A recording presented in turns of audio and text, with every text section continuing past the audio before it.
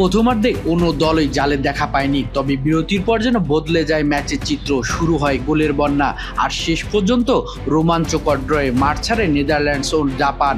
51 মিনিটে ডাচ অধিনায়ক Virgil van ডাইকের দুর্দান্ত হেডে এগিয়ে যায় নেদারল্যান্ডস। ডান প্রান্ত থেকে আসা নিখুঁত ক্রসে লাফিয়ে উঠে হেড করেন এই ডিফেন্ডার। বল পোস্টে লেগে জারে জড়ালে উল্লাসে ফেটে পড়ে ডাচ শিবির। দেশের হয়ে বড় টুর্নামেন্টে এটি ভ্যান ডাইকের প্রথম গোল। কিন্তু সেই আনন্দ বেশিক্ষণ স্থায়ী হয়নি। মাত্র 6 মিনিট পরেই জবাব দেয় জাপান।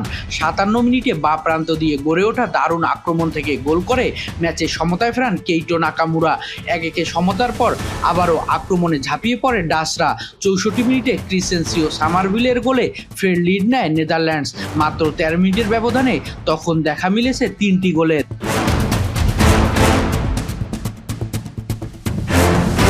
মনে হচ্ছিল জয় নিয়ে মাঠ ছাড়বে ইউরোপের দলটি, কিন্তু শেষ মুহূর্তে নাটকীয়তা উপহার দেয় জাপান। 89 মিনিটে গোল করে ডাচদের স্বপ্ন ভেঙে দেন ডেইসি কামাদা। শেষ বাঁশি বাজার সঙ্গে সঙ্গে স্কোরবোর্ড 2-2। দারুণ লড়াই করে 1 পয়েন্ট ছিনিয়ে নেয় জাপান, আর হতাশা নিয়ে মাঠ ছাড়তে হয় নেদারল্যান্ডসকে।